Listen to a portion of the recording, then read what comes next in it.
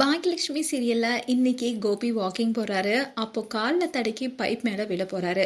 எழில் பிடிக்கிறாரு. எழில் பார்த்து வரக்கூடாதான்னு ஷூவை பாக்குறாரு. ஷூவோட லேச கட்டாமே வந்திருக்கீங்கன்னு கட்ட போறாரு. கோபி வேணான்னு சொல்ல பரவாயில்ல நான் தானப்பான்னு கட்டுறாரு. அண்ட் கோபி எழில பார்த்து ஆனந்த கண்ணீர் விடுறாரு.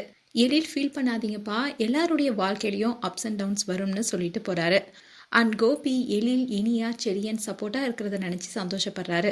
அண்ட் செடியனும் வந்து வாங்கப்பா சேர்ந்தே நடக்கலான்னு வீட்டுக்கு போகிறாங்க. அண்ட் ஈஸ்வரி பாட்டி கோபி கிட்ட நகையை அடக வச்சாலும் சரி வித்தாலும் சரி கடனை அடைச்சிடு, மேலே வேணும்னாலும் நாங்கள் ஏற்பாடு பண்ணுறோம்னு சொல்கிறாங்க.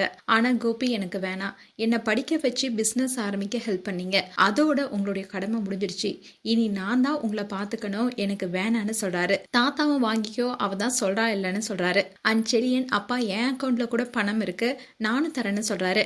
ஆனால் கோபி எல்லாம் வேணான்னு சொல்கிறாரு. ஈஸ்வரி பாட்டி பிடிவாதமாக புடின்னு சொல்லி கொடுக்குறாங்க.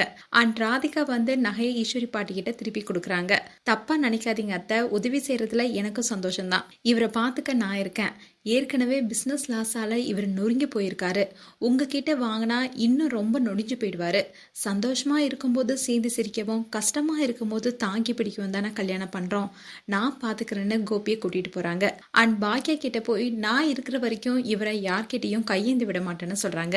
அண்ட் பாக்கியாவுக்கு சர்ப்ரைஸ் கொடுக்க எழில் வராரு. அப்போ பாக்கியா கண்ணை அமிர்தம் மூடுறாங்க.